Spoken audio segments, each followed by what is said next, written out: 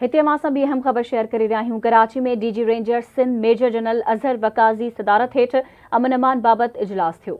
इजलास में election commissioner Sindh, IG, additional IG Karachi ऐं हसास इदारनि जा ऑफिसर बि शरीक थिया। इजलास में अमन अमान जी सूरतहाल ऐं आम चूंडुनि जे इंतज़ामनि जो जाइज़ो वरितो वियो। इजलास में कानून लागू कंदड़ इदारनि सिक्योरिटी खे यकीनी बणाइण लाइ क़दमनि जो जाइज़ो बि वरितो वियो। इजलास में दाख़िली ऐं ख़ारिजी रस्तनि जी सिक्योरिटी खे यकीनी बणाइण जो फ़ैसिलो कयो वियो। अहम ख़बर मां ॾियूं पिया। कराची में DG ranger Sindh major general Azhar वकाज़ी सदारत हेठि अमन अमान बाबति इजलास थियो आहे। इजलास में election commissioner Sindh, IG, additional IG Karachi ऐं हसास इदारनि जा ऑफिसर बि शरीक थिया, जॾहिं त इजलास में अमन अमान जी सूरतहाल ऐं आम चूंडुनि जे इंतज़ामनि जो जाइज़ो वरितो वियो।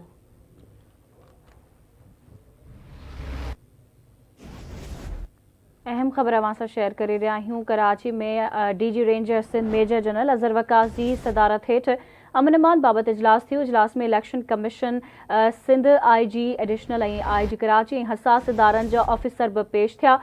इजलास में अमन अमान जी सूरतहाल ऐं आम चूंडनि जे इंतज़ामनि जो जाइज़ो वरितो वियो।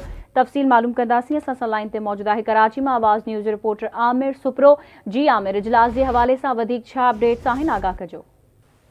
जी बिल्कुल, DG ranger Sindh major general Azhar वकाज़ी जेरे सदारत आला सतही इजलास थियो आहे, जंहिंमें कराची में अमन अमान जी सूरतहाल बिलख़ुसूस इलेक्शन जे हवाले सां इंतज़ामनि बाबति जेको आहे गॾिजाणी थी वई, जंहिंमें डीजी रेंजर समेत जेके ॿियनि डिपार्टमेंट जा माण्हू आहिनि, कमिश्नर कराची ऐं ॿिया जेके ऑफिसर्स आहिनि, उहे बि उन इजलास में शरीक थिया आहिनि।